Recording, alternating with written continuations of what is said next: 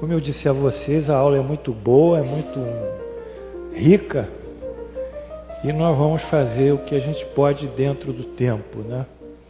A proposta dela é a revisão da Epístola de Paulo, primeira Epístola aos Coríntios, capítulo 13, 1.13, né? Em que ele dá uma valorização à caridade, né? No item 1 ele fala que não adianta falar língua estrangeiras. Vamos andando aqui, alguém tem que me acompanhar com rapidez, né? Ficar ligado aqui. As línguas estrangeiras, xenoglossia, que é mediunidade de falar línguas estranhas, isso não tem significação, esse fenômeno. E sobre essa crítica à xenoglossia, falar línguas estrangeiras, ele fala sobre a descida do Espírito Santo no dia de Pentecostes, quando os apóstolos todos falaram línguas de diversas origens, diversos países, Capadócia, Ponto, Ásia, Frígia, etc., porque Pentecostes era a celebração de uma festa judaica que vinha 7 semanas após a colheita dos primeiros frutos da terra que eram entregues aos sacerdotes para que eles celebrassem um culto de agradecimento a Deus. E esses apóstolos falam romano, falam latim, falam grego, falam línguas de diversas origens, diversas cidades, para surpresa de todos. Esse descida do Espírito Santo, que é o Pentecoste, depois foi apropriada pela igreja o nome Pentecoste como uma celebração da descida do Espírito Santo, criando um dogma em cima disso, um artigo de fé. Mas a origem de Pentecostes é efetivamente essa festa judaica e esses fatos que ocorreram com os apóstolos. Vamos andando, item 2. Item 2 é o dom da profecia, que ele mostra que a profecia também não é tão importante quanto poderia se pensar em relação à evolução espiritual. Inclusive a profecia contra falsos profetas, há uma profecia, não é, de Ezequiel. Vamos andando. No item 3, há um problema em que ele critica, no sentido construtivo, a fé, mostrando que a fé, toda a fé possível, repetindo Jesus, em que ele exclama a Jesus que poderia mover uma montanha de lá para acolá, em função da fé, criticando os apóstolos, mas ele disse que essa fé, sem a caridade, é algo também estéril, algo que não vai levar a um caminho evolutivo. Vamos andando. 4. No item 3.1 ainda, então, nós estudamos a respeito da fé, que é uma forma de pensamento aqui, a emanação, a criação do mundo através de uma energia chamada fluido cósmico universal, que se desdobra numa energia mais etérea, que forma o fluido espiritual, que é o ambiente dos espíritos, e numa energia mais densa, que é o fluido material, o ambiente da Terra. No mundo dos espíritos, essa energia é espiritual, e em nosso ambiente ela tem muitos tipos, também como lá, e aqui, por exemplo, um tipo de energia decorrente dessa energia primeira é o eletromagnetismo. E entre a eteridade e a densidade, ele chama de imponderabilidade ou intangibilidade, e ponderabilidade, tangibilidade, que é a massa. Existe uma zona de transição que vai ser o próprio perispírito nosso, que será formado de partículas do mundo espiritual, átomos, com partículas do mundo material. Vamos andando. Podemos caminhar? Bem, então, foi mostrado que o pensamento é uma forma de energia, e essa energia, ela se expressa também, para baixo um pouquinho ainda, ela se expressa pela fé, então, não, assim não, não, é para cima, voltando. Vamos voltar. Não. Voltar para a página anterior. Aí. Então, os espíritos, eles atuam pelo pensamento e a vontade, atuando sobre o fluido espiritual. Aí eles se comunicam e dão uma propriedade ao fluido espiritual. Isso foi mostrado também que esse fluido espiritual é o veículo do pensamento, como o som é o veículo, o ar é o veículo do pensamento na Terra. Então os fluidos vão ficar impregnados dos pensamentos e dos sentimentos das pessoas, dos espíritos. São as qualidades boas ou más dos pensamentos. Enfim, e aí vai dar uma pureza ou uma impureza da energia, que é decorrente dos sentimentos, a pureza e impureza do sentimento. Então, de uma certa forma, as qualidades dos fluidos, a densidade, a agregação, enfim, toda a forma dele físico-química, na realidade é uma expressão das nossas paixões ou das nossas virtudes, dos nossos vícios ou das nossas qualidades morais. Então, com isso, nós chegamos à situação em que a fé, ela é produzida pelo pensamento do espírito, numa qualidade moral mais elevada, que atua sob a sua vontade, que dá o grau de força e potência ao pensamento. Quem dá potência ao pensamento é a tenacidade, é a força, que eu diria a força da fé. O pensamento atua pelo seu grau de pureza, eternidade, e a potência vai gerar fé. Então, com a pureza do pensamento e a fé, há uma atuação sobre o fluido espiritual e uma transformação fluídica para um tipo de qualidade e de potência, ou seja, ação da movimentação dos problemas dos homens, das montanhas, na realidade é uma figuração da força do pensamento do homem e não ainda trabalha a caridade. Por isso que há curas espirituais, mas sem propriamente qualidades morais. O pensamento é tão forte que cura as pessoas. Não precisa ser religioso para ter um pensamento que tenha força e tenha poder. Quer dizer, há curas como aquela mulher que tinha uma hemorragia ginecológica, que tocou a bata de Jesus e ficou curada instantaneamente. E ela se voltou para Jesus e ele disse: estás doente? E ela disse: não, fiquei curada, mestre. Então ele disse: vai-te, porque a tua fé te curou. Ele não disse que foi ele que curou a moça, aquela senhora. Foi a fé dela que curou. Então, se vocês abrirem a televisão, aí existe uma opção de igrejas evangélicas que estão curando.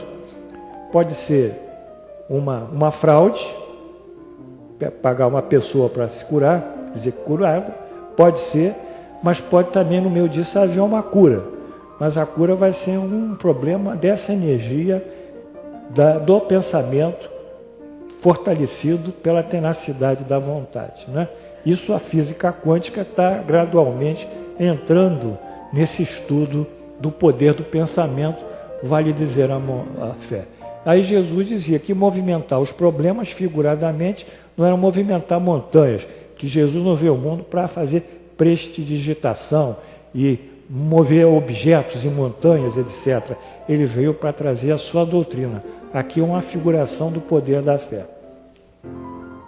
No item 4 é sobre o despreendimento, que ele diz que o indivíduo pode estar despreendido, pode dar o seu corpo para ser queimado, mas sem caridade nada disso é válido. Então há uma alusão aqui ao despreendimento, a um jovem que era muito rico, em Mateus 19, 16.32, que não tendo desprendimento ainda suficiente, não consegue seguir Jesus, quer dizer, não é dar os bens todos, porque Jesus propõe isso, mas na realidade era ver o nível de desprendimento e renúncia do moço. Então é uma crítica também a isso, como também a queimar o corpo. Há uma passagem aqui que vai sendo seguida pelo nosso Espiritismo, né?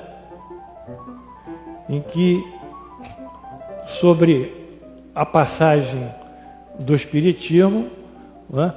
Que a reencarnação, né, é um ato de construção da nossa vida, do amor de Deus, para que o homem possa evoluir. Essa é a função da reencarnação.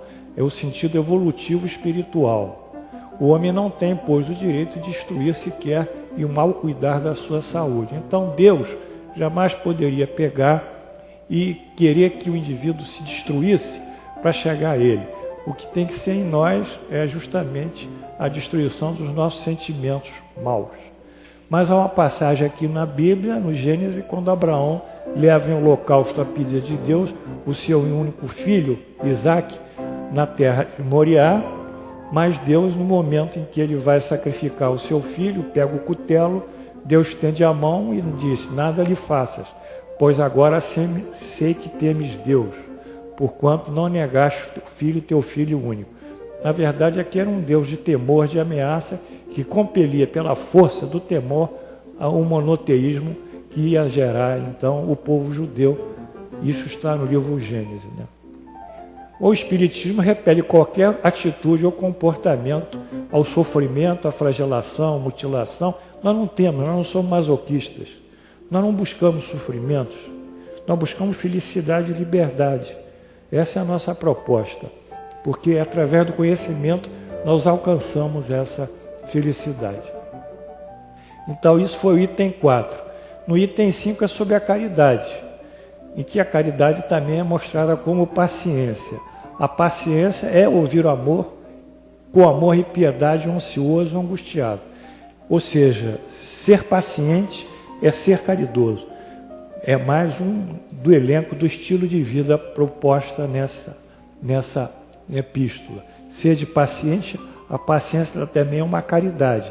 E deveis praticar a lei da caridade ensinada pelo Cristo, enviado de Deus. Isso é uma mensagem do Evangelho segundo o Espiritismo, de um espírito amigo. Então, a paciência é uma forma de caridade. Vamos andando. Ela é branda, a caridade é branda, que no Sermão da Montanha, Jesus nos diz: bem-aventurados os brandos, porque possuirão a terra. Ou seja, a brandura é uma forma de caridade. Quer dizer, são, mais uma vez, o estilo de vida. Item 7, vamos lá. É benfazeja é o que pratica o bem.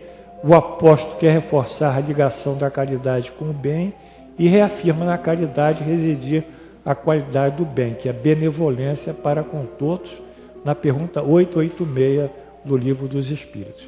Portanto, a caridade é sinônimo de bem em ação, do amor que hoje se movimenta. Então, até o item 7, o nosso professor ele mostrou algumas virtudes proclamadas pelos seus, o Paulo Apóstolo, não só em Jesus propriamente, como nos antigos, como virtudes. Mas ele, ao comparar essas virtudes com a caridade, ele deu uma sublimitude à caridade, o que é realmente como Jesus propunha, ao dizer: amai a Deus acima de todas as coisas e o próximo como a ti mesmo, mostrando que o desenvolvimento e a expansão do amor imanente no nosso espírito gerará o amor a Deus, e do amor a Deus gerará o amor ao próximo. Então nós viveremos num estágio de perdão, de indulgência, de benevolência, de paciência, de brandura, de mansuetude, porque tudo isso são qualidades que defluirão da construção do amor, amor esse expresso na caridade e a caridade expressa nessas virtudes. Em seguida, ele constrói alguma coisa didática, que é o seguinte: os textos que se seguem referem-se a qualidades opostas à caridade. Opostas, as qualidades negativas, as virtudes negativas. Paulo usa a didática da oposição do negativo ao positivo para afirmar a positivação da caridade. Ou seja, ele dá oposição e na oposição ele positiva a caridade, afirma a caridade. A caridade é a elevada tese moral. As viciações morais são a antítese dessa tese. Então ele quer fortalecer a tese da caridade, mostrando os fenômenos antitéticos, ou seja, as viciações. Então, o primeiro fenômeno, ou fato, ou sentimento, é a inveja. A caridade não é invejosa. O que é inveja? É o desgosto ou tristeza pelo bem ou pela felicidade de outrem. Desejo ter algo, alguma coisa que julgamos trazer felicidade para quem o possui, a possui. Ou possui o bem, ou quem possui, aqui sabia quem o possui, talvez essas coisas. Aqui o texto parece condenar a inveja. Firma o ponto de vista de não ser possível o indivíduo ser ao mesmo tempo invejoso e caridoso. Claro que é verdade, né? Então, sobre a inveja, tem a pergunta 465, Livro dos Espíritos, que diz: como que enfiam os espíritos imperfeitos nos induzem ao mal? Por que eles querem que a gente vá para o mal, para o lado errado? Para que sofras como eles sofrem. Eles querem que a gente sofra como eles sofrem. E pergunta o professor: isto lhes diminui os sofrimentos? Não, não diminui, mas fazem por inveja, por não poderem suportar que haja seres felizes. Então a inveja não é só buscar um bem do próximo, alguma coisa material, é invejar a felicidade. Quer dizer, não é só invejar a beleza, a riqueza, o poder, a notoriedade, a fama, isso aí tudo é secundário. Mas há um sentimento profundo que vê aquela pessoa feliz e não se sente feliz que ela é feliz, então quer destruir a felicidade dela e começa a induzi-la ao caminho errado, a ser a maledicência, a malevolência, as fofocas, enfim, os boatos, e vai criando um ambiente para incompatibilizá-la e deixá-la infeliz, não é isso? Então são problemas de casamento, muitas vezes bem estabelecidos, que os indivíduos vão atacar o casamento só por inveja ou por vingança. Quer dizer, eles querem desestabilizar uma relação conjugal estável, né? Por inveja, porque o casal é bem estável, né? Então, não pode diminuir o sofrimento invejoso, porque aqui está sob a lei da causa e efeito invejoso, mas quer que o feliz volte a ser infeliz. Então, não é possível, segundo o Espiritismo, a caridade para o invejoso. A inveja é um sentimento gerado pelo egoísmo, e egoísmo e caridade colidem, não há essa compatibilidade. Vamos para outro item de Paulo. Ela não é temerária, a caridade. Temerário é algo arriscado, é algo imprudente, algo inconsiderado. Mais uma vez o apóstolo aponta a qualidade negativa, a temeridade, para enfatizar a caridade como positiva. Aqui tem uma passagem no Evangelho segundo o Espiritismo, que é muito bonita, que nós temos que é a referência 24, que eu tenho que ler, que é muito bonita. Diz o seguinte: o Espiritismo hoje, isso é do professor Kardec, projeta a luz sobre uma imensidade de pontos obscuros. O Espiritismo mostra a reencarnação, a desigualdade da riqueza, o sofrimento da humanidade, a origem e a gênese das catástrofes, dos acidentes da natureza, das epidemias, enfim, das tragédias de uma maneira geral. Porém, essa luz não a lança, porém, inconsideradamente, quer dizer, imprudentemente. Com admirável prudência se conduzem os espíritos ao darem suas instruções. Os espíritos de luz são muito prudentes, muito equilibrados, tá? Eles falam exatamente o que tem que falar, nem mais nem menos. Às vezes poderiam falar mais, mas se calam. Só gradual e sucessivamente consideram as diversas partes já conhecidas da doutrina, deixando as outras partes para serem reveladas à medida que se for tornando oportuno fazê-las sair da obscuridade. Então, os espiritismos trabalham com essa didática, como um professor trabalha a didática com seus alunos.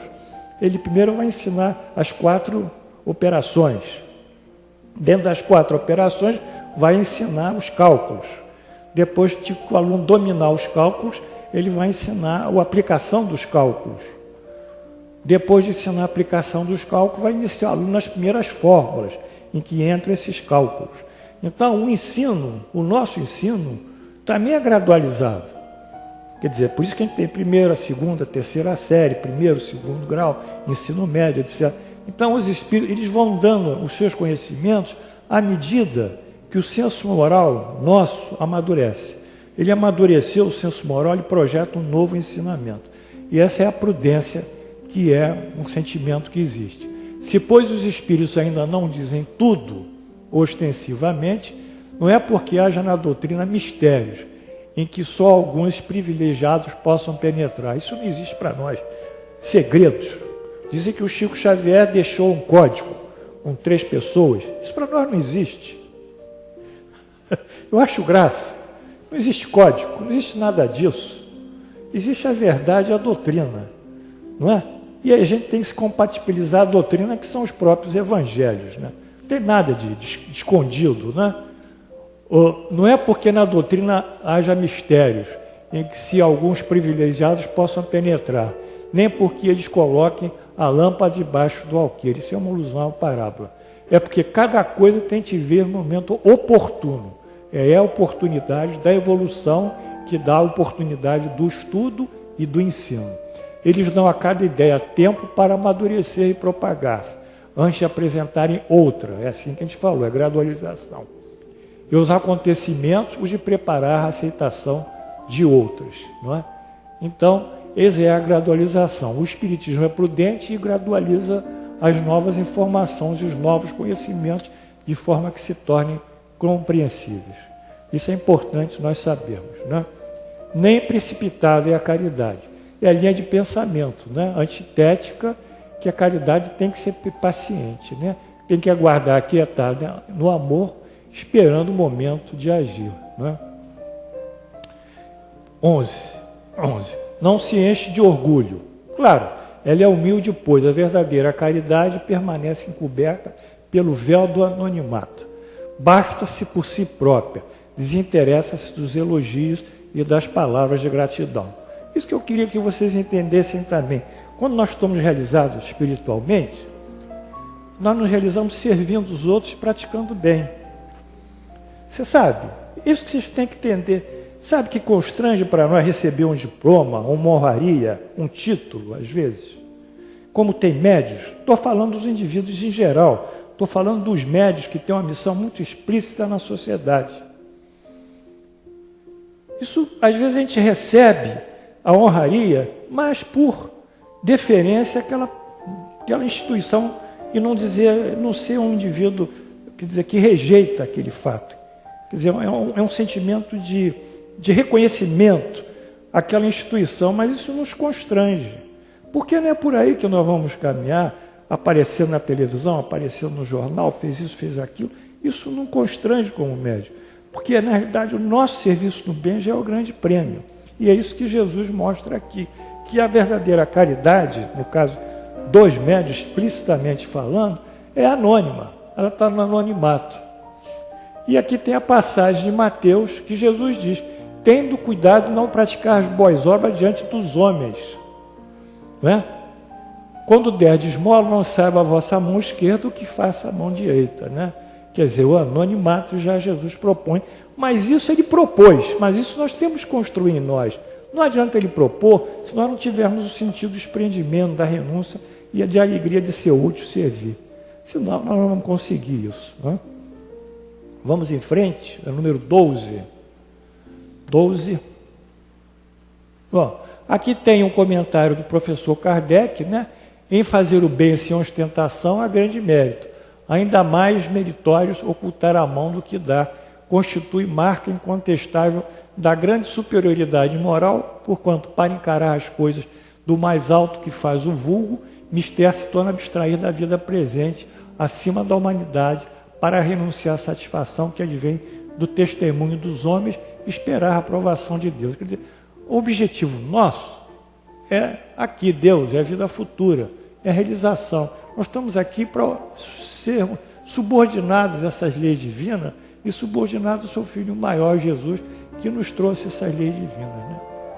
Então, no Espiritismo, mostra que a caridade é como um verdadeiro sentimento do amor ao próximo, que isso é, ela realiza-se por si mesma. A caridade, por abrigar esse amor, alega-se pela oportunidade de ser útil, servir, consolar, daí não precisar de mais nada para sentir-se feliz, não é isso? Então essa que é a grande, a grande lição nesse momento, que não é orgulhosa. Ela não é desdenhosa, item 12. O que é desdém? Desdém é o desprezo com orgulho, altivez, arrogância, né? Tem pessoas que são arrogantes, né? São pessoas que desprezam os outros, o pobre, tem discriminação de toda espécie, enfim, Então é o desprezo com orgulho. Ela não tem isso, não é? Pelo contrário, a caridade tem a piedade. Ela se sensibiliza pelo próximo, porque a piedade é irmã dela, ou filha dela, ou prima, seja, a piedade é a virtude que mais aproxima dos anjos. É a irmã da caridade que vos conduz a Deus. Vamos lá? Isso é uma mensagem do Espírito Miguel. Então a caridade também é ter piedade, sensibilizar-se pela dor alheia, ser misericordioso.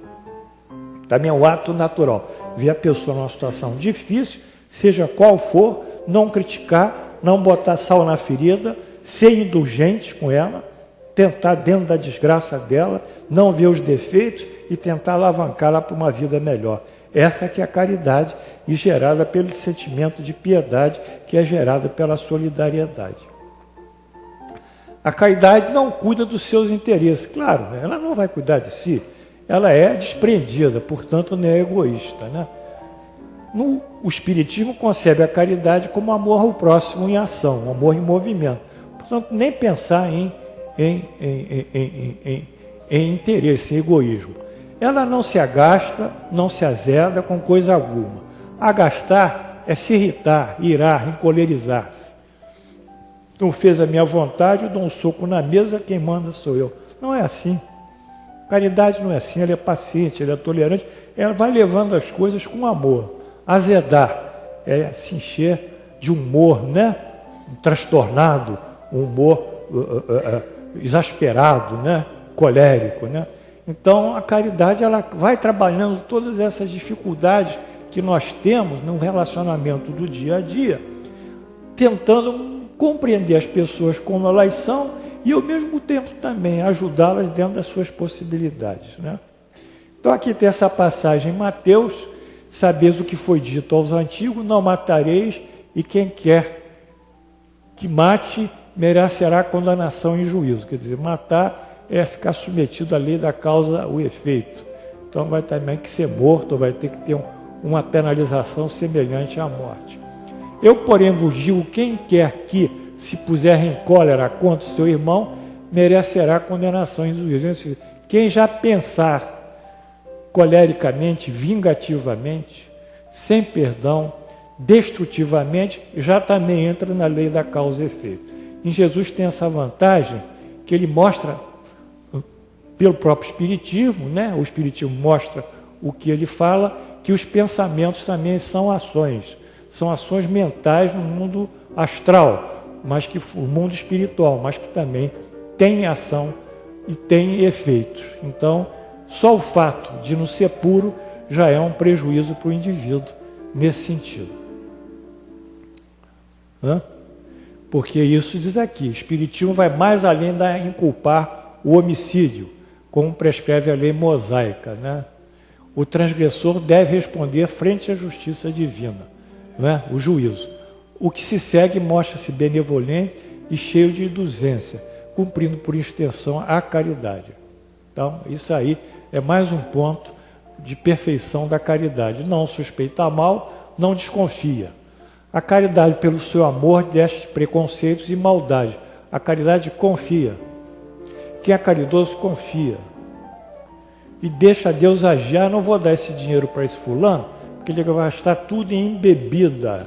Quantas vezes a gente escuta isso? A gente vai dar essa esmola, vai gastar tudo dessa maneira. Não importa. Importa que nós praticamos a nossa ação coerentemente que Jesus nos fez, nos ensinou. Não é isso? Então nós não vamos ter preconceito nem desconfiar. Deixa Deus agir. Deus agindo é uma maravilha. As coisas se resolvem surpreendentemente para nós. A caridade não se rejubila com a injustiça. Não pode se rejubilar, mas se rejubila com a verdade. Se a injustiça traz prejuízo ao trem, contraria a lei do amor. Não pode ser ou fazer parte da caridade. A injustiça não pode fazer parte da caridade. Mas a verdade, no contexto do versículo de Paulo, é justiça. Por isso faz parte da caridade. Portanto, nós entendemos mais uma vez que o Espiritismo mostra que existe a justiça divina. Essa justiça divina estatuiu a lei do amor. Isso é fatal. É fatal, é fatal. E a lei do amor, quando se movimenta e vai para a prática, ou meu pelo pensamento, quando se movimenta numa prece, é a caridade. Então todos nós estamos sob a lei do amor. É isso que é o ponto fundamental. Vale dizer, todos nós estamos submetidos a uma justiça, que é a justiça divina, cuja cláusula única, parágrafo único, inciso único é o amor. Então nós todos temos que compatibilizar nossos sentimentos e a nossa forma de ser ao amor. E a caridade é essa forma. Daí a máxima do Espiritismo, que fora da caridade não há salvação, mais uma vez, que fora da lei do amor não há salvação, mais uma vez, que fora da justiça divina não há salvação. Salvação é igual à felicidade, é igual à paz da consciência, é igual à desnecessidade de voltarmos a reencarnar nesse mundo sobre um clima de expiação e prova, já que nós galgamos aí outro ponto da vida. Do ponto de vista mais geral, a justiça consiste em cada um respeitar os direitos dos demais. É verdade. Disse o Cristo, queira cada um para os outros o que querereis que para si mesmo. Tá bem. Também considera respeitar os direitos. Aqui é um dever. Respeitar os direitos é um dever, mas que é um consentimento da razão. Preste atenção. Dever, respeitar é razão, é lógica, é consentimento da razão, da consciência. Amor, caridade, é consentimento do coração, é uma virtude. Portanto, a virtude, ela sobreleva o dever, sobreleva a razão. O amor sobreleva esse dever. Então, quando nós já temos a caridade em nós não vamos prejudicar ninguém, não existe esse sentimento. Bom, item 17, tudo suporta, tudo crê, tudo espera, tudo sofre. Ela vai avançando. Para se praticar a caridade, há que se ter no coração o ideal do amor. Se nós não tivermos o ideal do amor a Deus por extensão ao próximo, nós não vamos poder fazer a caridade. Dizem as máximas que para nós vencermos na vida, nós temos que ter 3 tipos de ideais aquecendo a gente.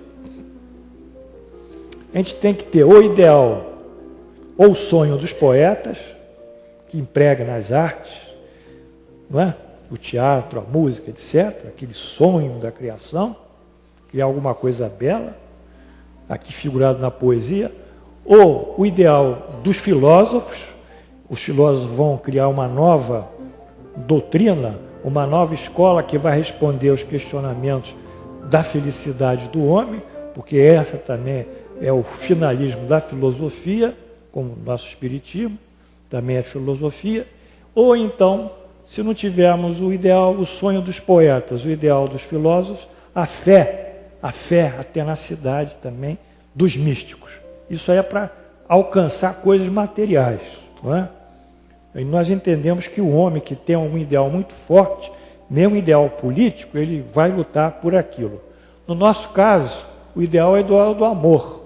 Quando nós temos o amor em nós, o amor a Deus e ao próximo, então nós estamos num clima muito forte, íntimo, de resistir a qualquer situação de oposição no mundo que venha do mal ou da transgressão ao bem.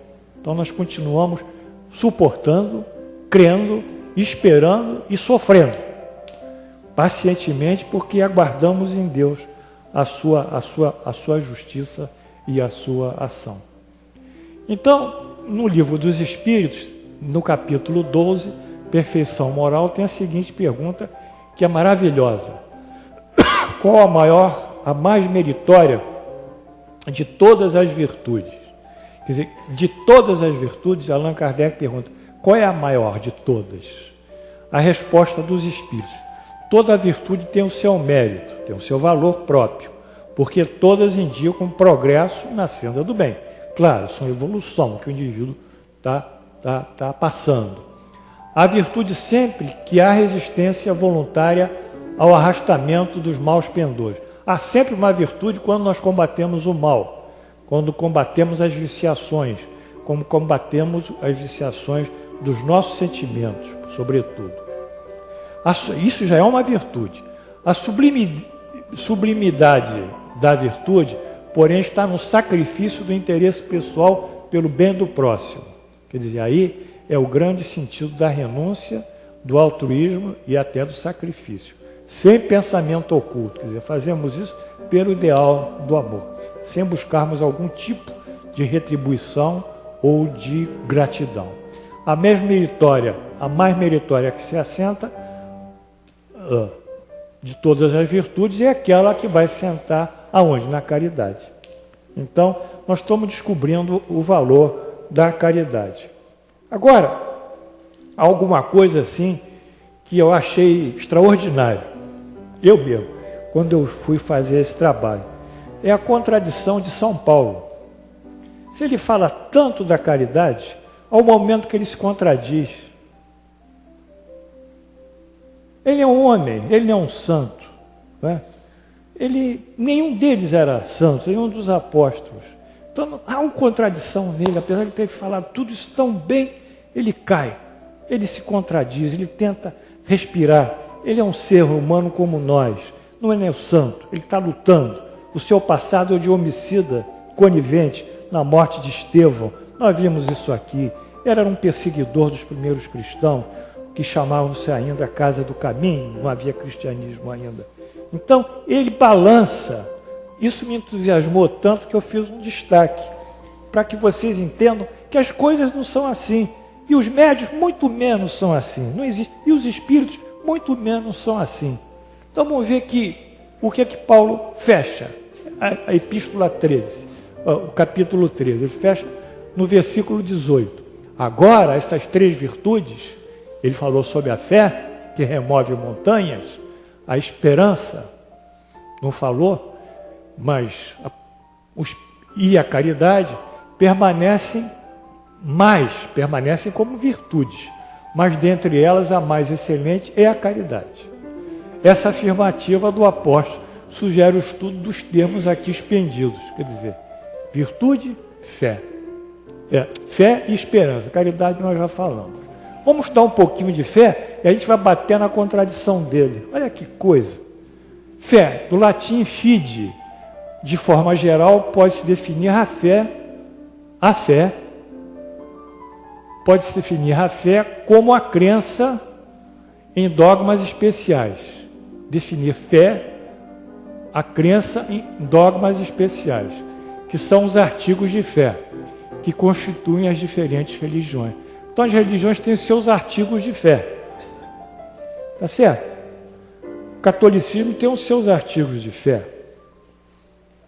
que são os seus princípios, está na liturgia e na liturgia e em toda a teologia católica. Então, uma série de artigos de fé que eu não preciso descrever. São os sacramentos, são os rituais, não é? Enfim, tudo aquilo ali que vai levar o homem para cima. O judaísmo tem os seus artigos de fé, que seria o cumprimento da lei mosaica. Enfim, cada religião tem os seus artigos de fé.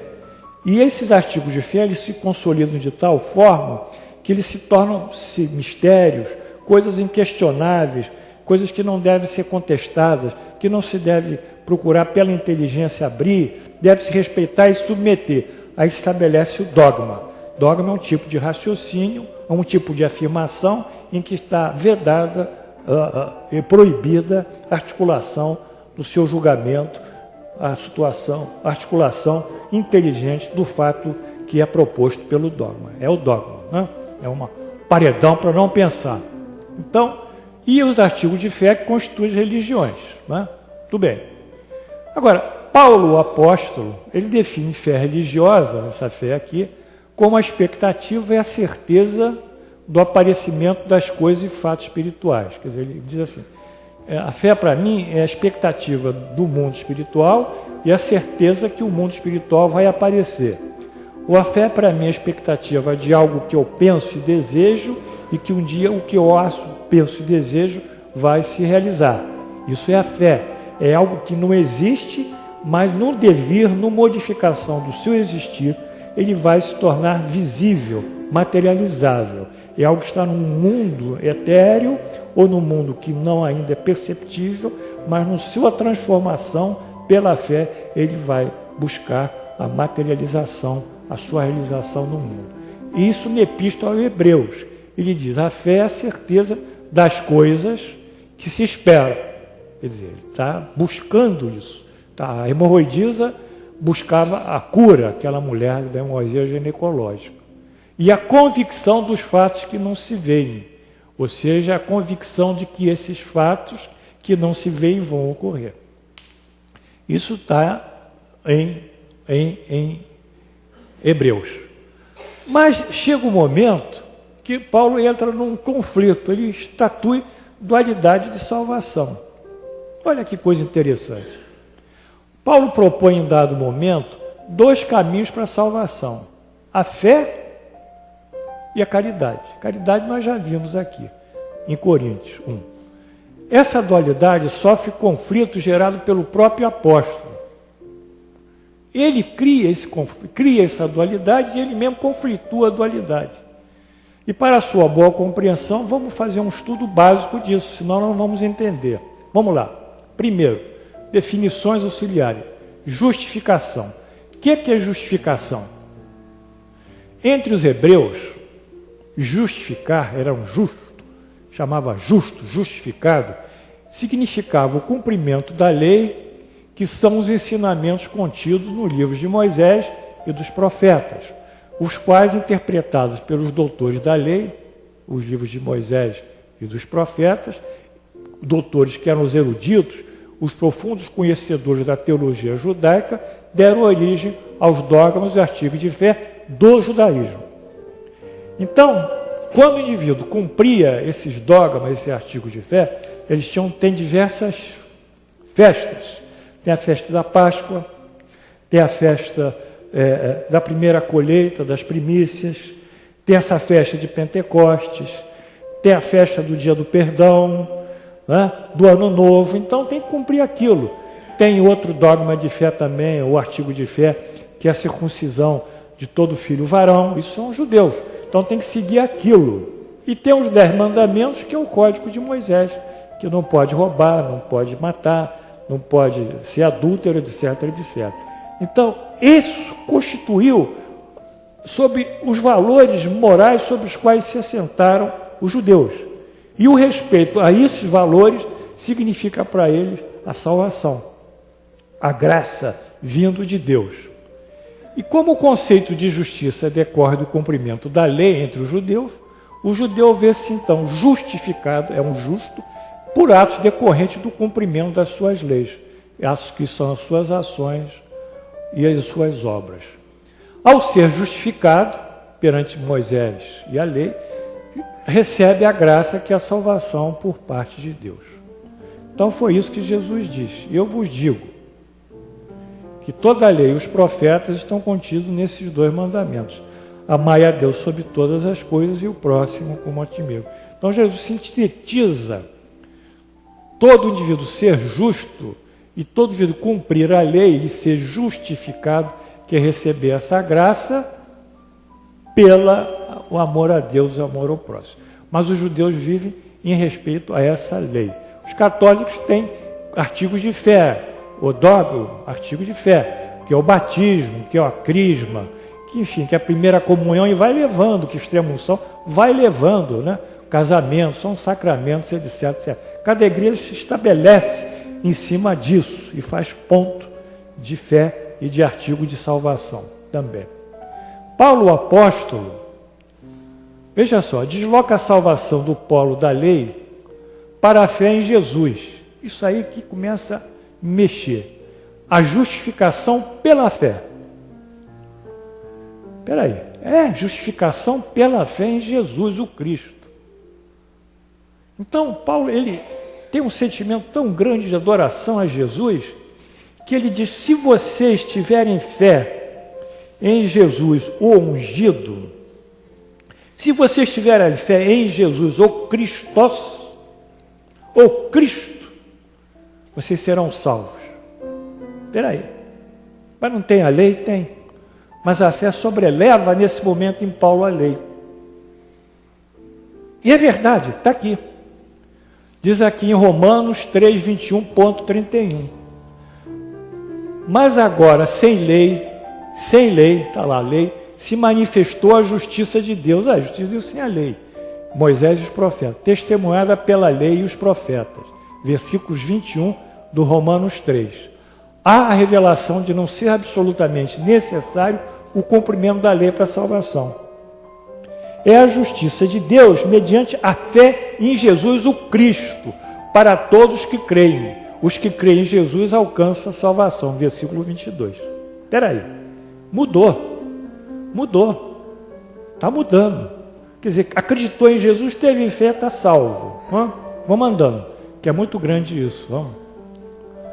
Pois todos pecaram e carecem da glória de Deus, da salvação. Todos são pecadores. Mas o Espiritismo não acha que nós não somos pecadores, não é? Nós não somos pecadores, nós somos ignorantes. No dia que nós tivermos conhecimento, nós vamos andar no caminho errado. Nós somos ignorantes, nós não somos pecadores. Sendo justificados gratuitamente por sua graça, gratuitamente, mediante o que há de redenção em Cristo Jesus. Quer dizer, à medida que nós temos fé em Cristo, recebemos a graça e deixamos de ser pecadores. A graça concedida por Deus é a justiça sem lei. A graça é o dom se adquire pela fé em Jesus, está aqui. A quem Deus propôs no seu sangue, aí tem outro ponto também, para nós, muito estranho, no seu sangue, como propiciação. O que é propiciação? É a cerimônia, o culto ou ritual destinado a prestar submissão e louvores a uma divindade ou mesmo a uma força da natureza. Quer dizer, o indivíduo vai ser no seu sangue, né?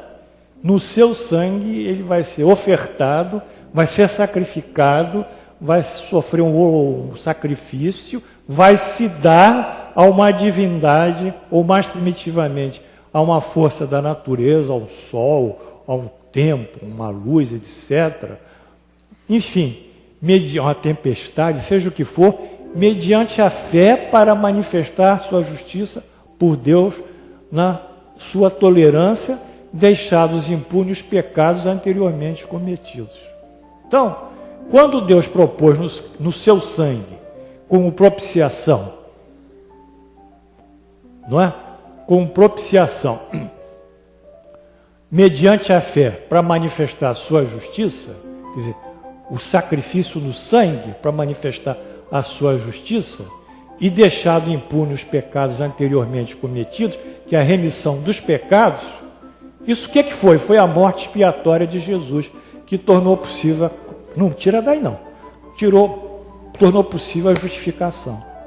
Quer dizer, Paulo propôs que o Filho maior de Deus, ao se sacrificar, sacrifício propiciatório, que depois passa entre os judeus, eram os cordeiros, os bois cevados, as pequenas pombas, com sacrifício com sangue, para que Deus aplacasse a sua ira.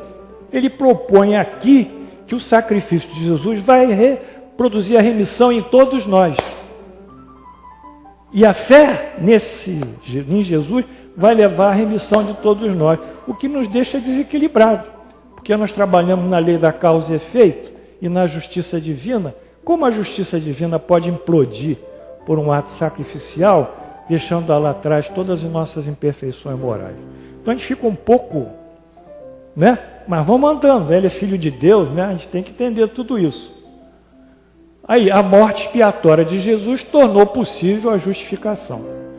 Tendo em vista a manifestação da sua justiça, isso é Paulo, no tempo presente, para ele mesmo ser justo, aqui é esse, e justificador daquele que tem fé em Jesus, versículo 26. Jesus morreu e pagou a pena da lei. Deus pode ser justo e justificador, salvar. Então Jesus pagou por nós os nossos débitos frente à lei da causa e efeito. Isso é tão extraordinário e tão absurdo frente à doutrina espírita, que Jesus remiu a toda a humanidade com seu sangue, com seu sacrifício. E nós que somos viciados moralmente, imperfeitos, de repente nos tornamos impunes. Não há impunidade, não há. Há evolução, a evolução constante. Se houver impunidade, nós vamos ficar estafermos, vamos ficar sempre viciados, como drogados. Nós temos que evoluir e temos que ser privados muitas vezes para poder evoluir. Bom, aí Paulo continua no versículo 27. Onde, pois, a jactância, o orgulho, foi de todo excluída. Por que lei? Por que lei? Das obras? Não, pelo contrário, pela lei da fé. Então ele agora inclui uma nova lei, que é a lei da fé em Jesus o Cristo. Vocês estão entendendo bem isso, né? O que isso foi representar em relação ao que Jesus pregava? Isso foi um caminho, né, paralelo. Ele começou a andar por um caminho paralelo. Mas ele, interessante que ele já estava no caminho certo, na caridade, né? Epístola 13 é o caminho certo. Aqui Paulo estabelece nova lei, a lei da fé, essa que justifica e salva. Vamos lá? Onde é que paramos, é? Concluiremos, pois, que o homem é justificado pela fé, independente das obras da lei. Esse é o versículo 28. Aí ele matou tudo. Vocês nunca vão esquecer, nem eu. Epístola aos Romanos, capítulo 3, 2.28. Não, capítulo 3, versículo 28. Esse bombou. As obras da lei vão para o espaço. E esse bombou. Esse que bombou.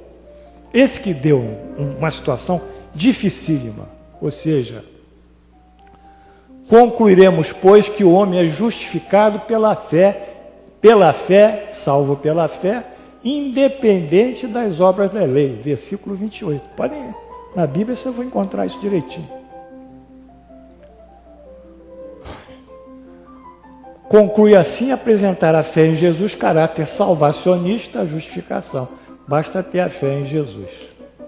O que gerou isso? Primeiro, gerou uma posição de identificação em Jesus como a gente adorar Jesus, em vez de adorar as leis que Jesus propôs. E ele já sabia disso, que ele dizia: por que me chamais Senhor, Senhor, e não façais o que eu digo? As árvores boas dão bons frutos, as árvores más dão mais frutos. Uma árvore boa não pode dar maus frutos, nem uma árvore má pode dar bons frutos. São as obras. Então Jesus já propunha isso.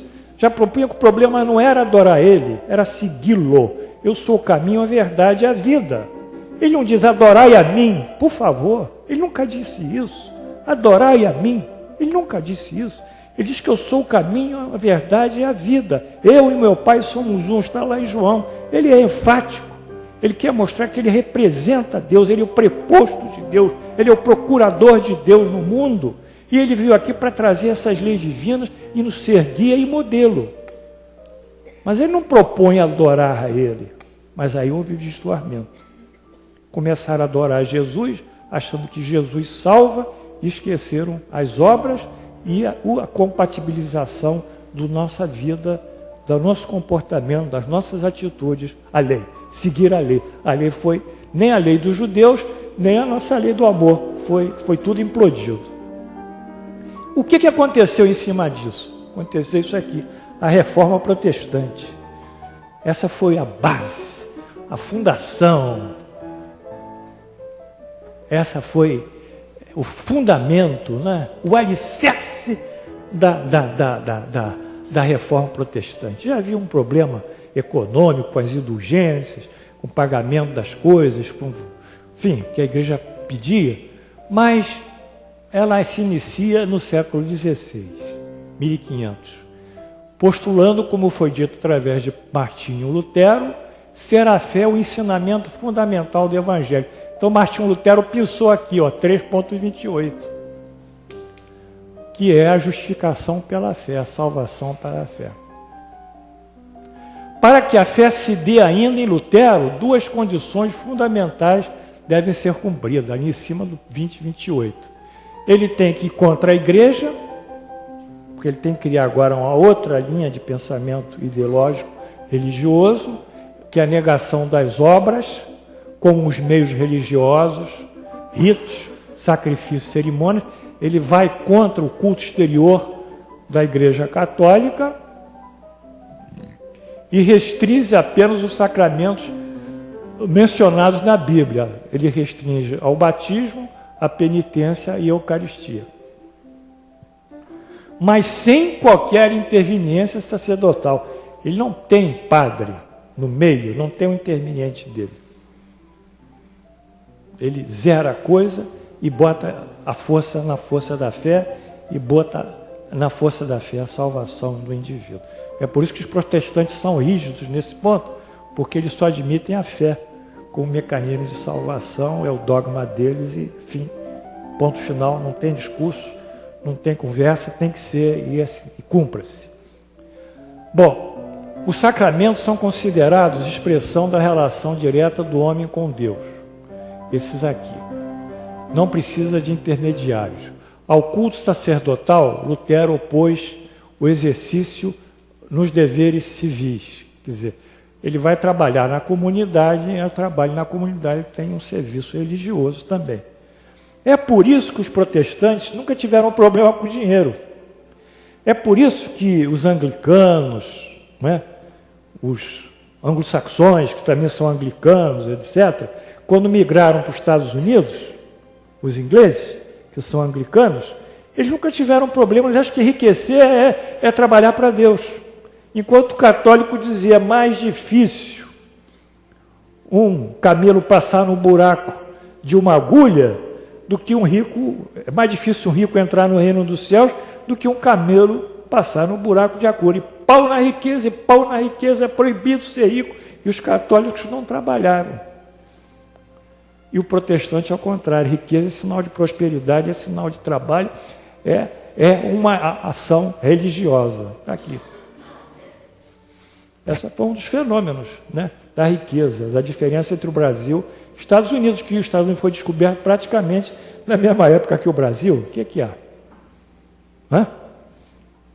Outra condição é a negação da liberdade humana. Aí é predestinação. É reconhecimento da predestinação, portanto, indício de salvação. Então, ele acha que nós não temos arbítrio, que tudo é predeterminado por Deus. Então, ele engessa mais ainda a nós. Já nos engessou numa fé que salva e já agora nos engessa num determinismo da vida, numa fatalidade. Nós não temos arbítrio de flexibilizar a nossa vida. Nós estamos engessados pela fatalidade. Tem que ser assim, acabou. Deu para entender? E pau no burro, porque não tem como questionar. Então, daí ter nascido a Reforma Protestante em 3.28, de Paulo Apóstolo. Vamos lá. Conclui-se, pois, pela existência em Paulo de duas ideias de caráter salvacionista, a justificação, as quais, sem compreensibilidade, parecem refletir retrocesso no seu pensamento religioso. Isso que surpreende. É um retrocesso, mas não é um retrocesso. Por quê?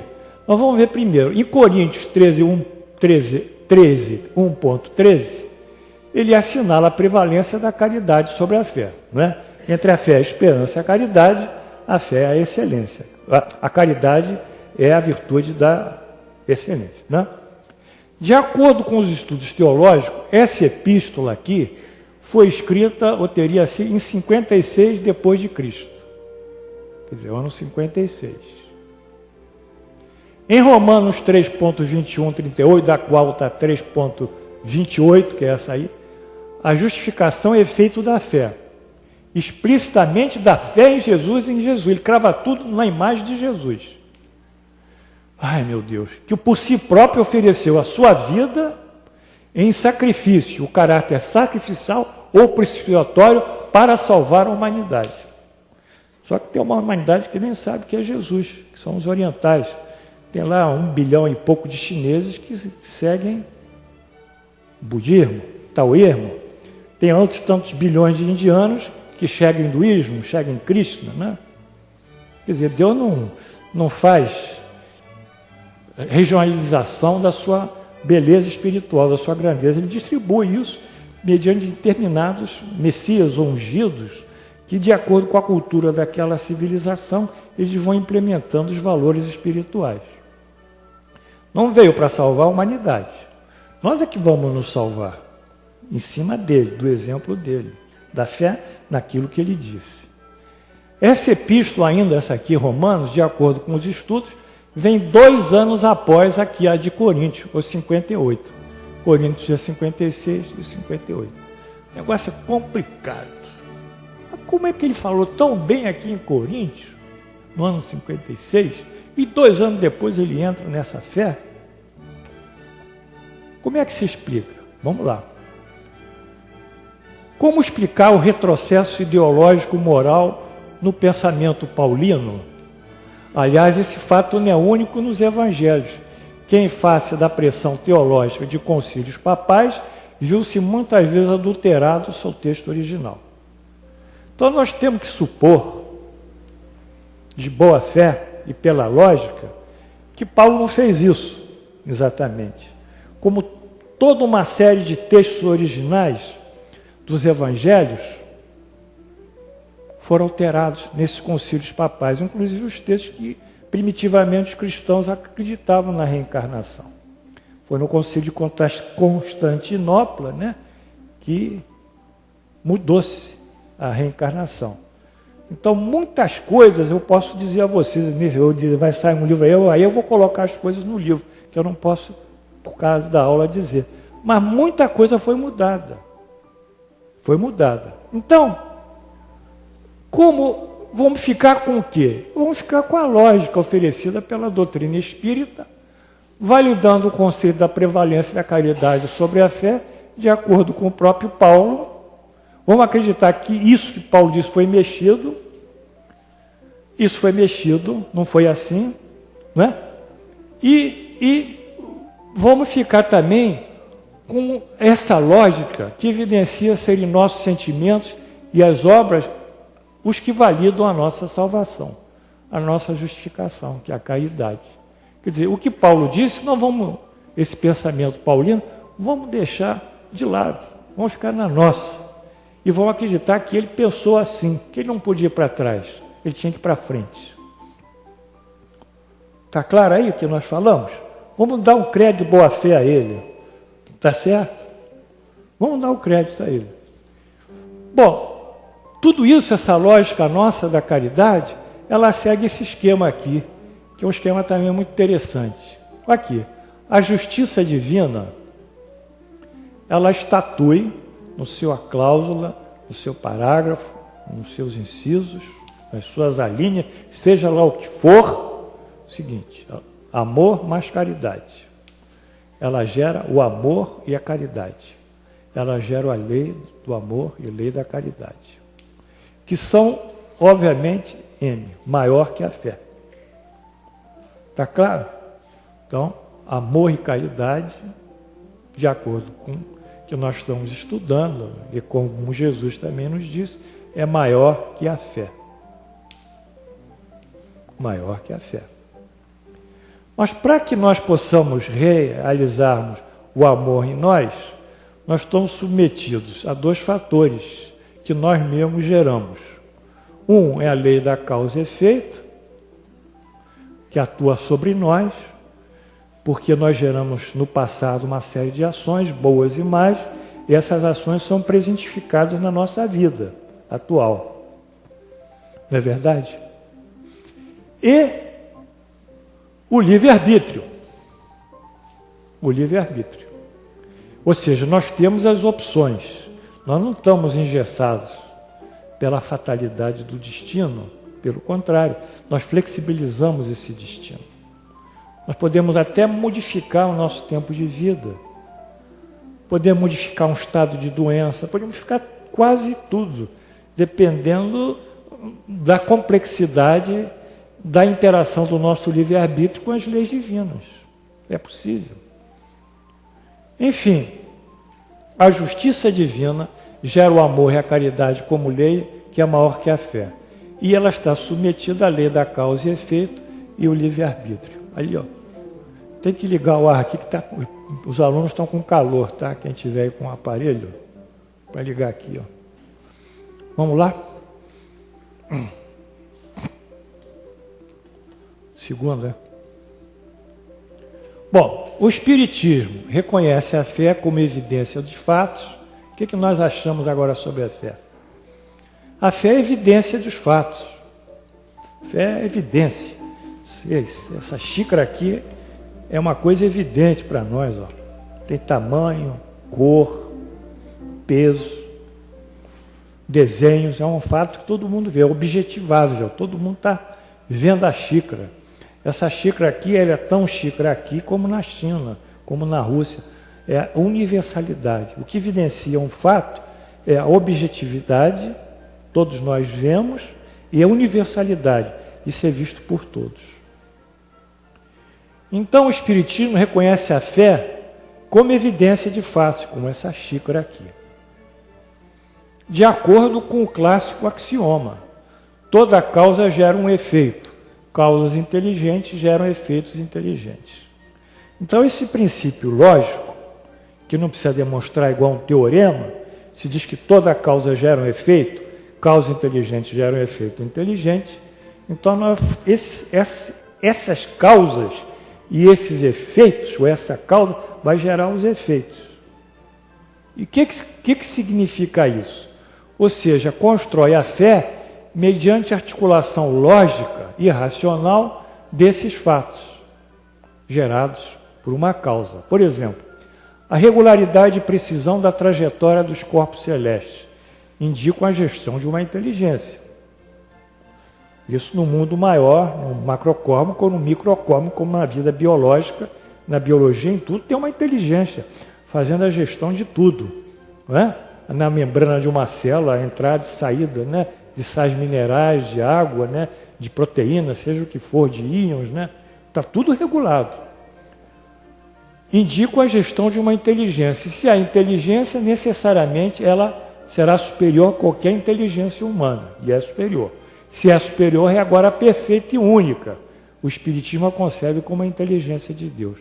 Então, nós compreendemos Deus através desse raciocínio lógico da causa e efeito como uma inteligência superior pelos efeitos dele, que são a criação. Chega assim ao processo inteligente da criação, concluindo, consequentemente, pela existência de algo superiormente inteligente, portanto, repete-se Deus. E ao inteligentemente concluir, crê em Deus. Então, nós cremos em Deus e pela lógica da criação, causalidade da criação, nós sabemos de Deus. Ao saber, conhece Deus. Esta é a fé do Espírito. Ou seja, nós cremos em Deus por essa inteligência e pelos efeitos inteligentes e a criação que existe, e sabemos de Deus pelas suas criações, pelas suas leis, seja leis do mundo material, física, química, sejam as leis da justiça moral, etc. Então, a nossa fé se baseou em fatos. Fatos esses que são os próprios, a geração da matéria, a criação do mundo, do universo, e a regulação disso e a gestão disso de uma forma absolutamente inteligente. Então, nós acreditamos em Deus, não porque dizemos você tem que acreditar em Deus. Eu posso acreditar em Deus. Deus salva, eu posso ficar com esse pensamento. Mas é uma fé que não é uma fé articulada. É uma fé que o indivíduo tem, que vai ser salvo. E até é salvo, porque o pensamento é força, pensamento é energia, pensamento cura, pensamento modifica, pensamento atua sobre a matéria, claro. Mas a nossa fé é uma fé que ninguém vai mais mexer. É uma fé baseada num raciocínio lógico. Enfim, esse processo de articular a crença e, por extensão, a fé, baseando-se na lógica e nos fatos, na evidência, ali na xícara, que é a criação, da criação, e daí primariamente no Criador. Quer dizer, se tem essa xícara aqui, foi o camarada, o arquiteto que desenhou, foi o desenhista, design gráfico que desenhou isso, não é? Fez diversos experimentos, fez um molde, tal, foi para a indústria, enfim, teve alguém que imaginou essa xícara, que criou, e teve alguém que produziu, não é? Então, por trás dela existe inteligências criadoras, não é isso? Essa xícara pode figurar o universo.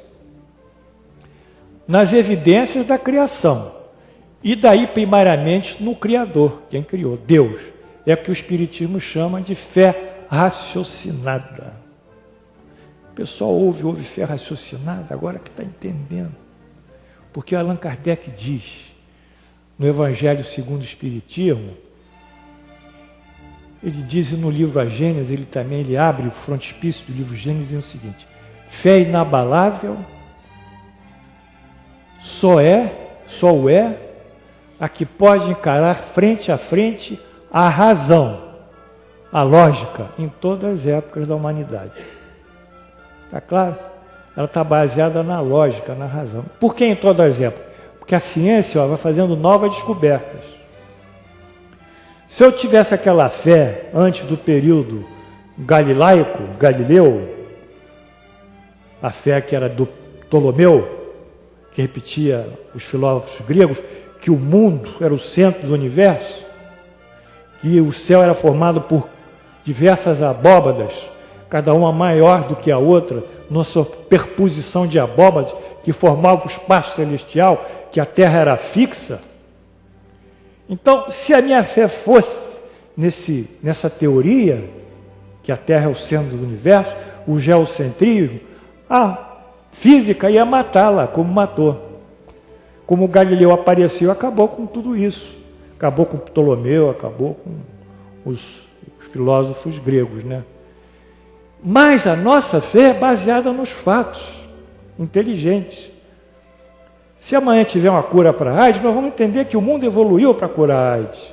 Se amanhã tiver uma cura para o câncer, nós vamos entender que o mundo evoluiu para poder curar o câncer. O mundo evoluiu como? Moralmente. Porque a doença é vista por nós não como algo ruim, mas sim como um processo que nós criamos nós próprios pelas nossas viciações morais. No dia que nós não tivermos mais viciação moral, não temos nem bactéria, nem vírus aqui. Vira um outro mundo. Então a nossa fé, ela acompanha a ciência. Ela é fã da ciência. A ciência é o grande recurso que nós temos para cada vez mais aperfeiçoá-la. Então a pessoa disse: Paulo, faz um trabalho sobre contribuições do Espiritismo à ciência. Falei: eu não posso fazer contribuições do Espiritismo à ciência, porque a ciência é que tem que comprovar os fatos espíritas, não é o Espiritismo que vai comprovar. A ciência não tem laboratório de física, não tem aparelhos, mas ela vai comprovar.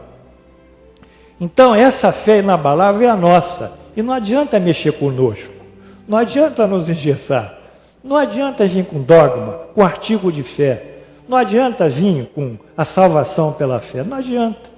Agora, a nossa fé funciona, sim, funciona, nós acreditamos na justiça divina, sim, nós temos fé que essa justiça divina vai reformatar a nossa vida, sim, nós vamos rezar, sim, nós vamos nos modificar, sim, nós botamos a fé como a força do pensamento, como a tenacidade e determinação, nós acreditamos em Deus e vamos em frente. Mas a nossa fé, ela não pode buscar um milagre, que a coisa se modifique do dia para a noite, porque as modificações são da própria natureza humana, é gradualizada. Então, fica aqui a superioridade da caridade sobre a fé, é o último item. Fica, pois, clara, a fé movimenta-se, a fé movimenta-se no espaço da crença e da revelação ou palavra divina. Isso é o espaço da fé. É da crença, alguns acreditam da revelação, da palavra de Deus, como Moisés acreditou, que foi a palavra de Deus, a fé de Abraão, etc. De acordo com algumas religiões. Não um ato que parte do crente, a fé. Ela vem do exterior, de Deus. Então essa é a fé. No protestantismo, no catolicismo, essa fé que vai para fora, porque veio a revelação, veio a palavra de Deus, ela se personalizou, e no catolicismo, personalizou, individualizou com todo vigor em Jesus. Essa é a fé. Quer dizer, bastou focar a fé em Jesus que vai se modificar. No Espiritismo, a fé movimenta-se no espaço da razão. É o raciocínio, é a razão. E das evidências dos fatos. É um ato pessoal nosso. Porém, a fé por si mesma não se projeta em ato de amor. Ela, em realidade, consagra a confiança, a crença em Deus. Nós acreditamos em Deus, mas agora amar é um outro aspecto que nós temos que desenvolver. Aliás, é mais fácil ter fé do que ter amor, né? Desenvolvido. Pedro, em discurso transcrito nos Atos dos Apóstolos, opera a união, superioridade. Então, a caridade, por sua vez, movimenta-se no espaço do amor a Deus e ao próximo. Essa é a sua superioridade. Enquanto a fé... Não, está aqui, não é isso? Onde é que foi? Então, a caridade, ela vai se movimentar não no espaço da razão, como na nossa, nem no espaço da crença, como a dos outros. Não é? Do Espiritismo é a razão, nos outros é a crença. Ela se movimenta no espaço do amor. A Deus e ao próximo. Essa é a sua superioridade. Então, tem aqui sobre esperança, mas o tempo está terminando. Vamos andar. Isso não tem tanta importância. Vamos andando.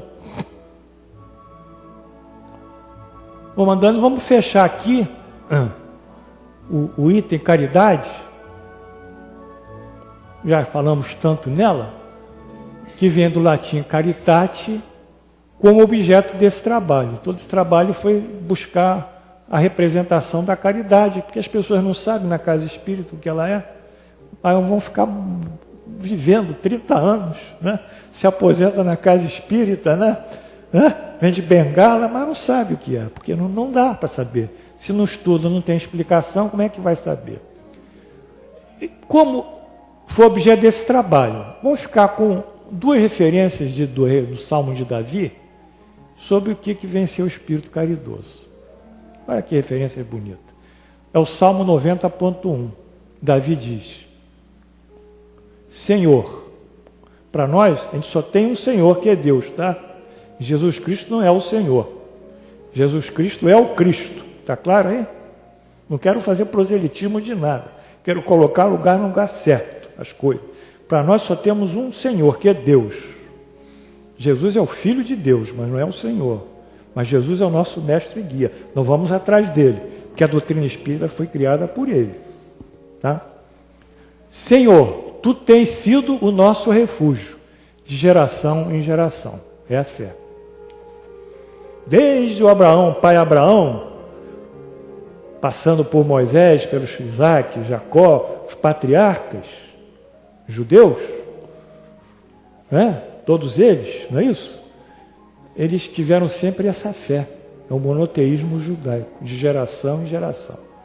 Desde o pai Abraão até Moisés, Isaac, Jacó e José. Enfim, geração em geração, é a fé. E agora, no 90.17, ele diz: olha que lindo.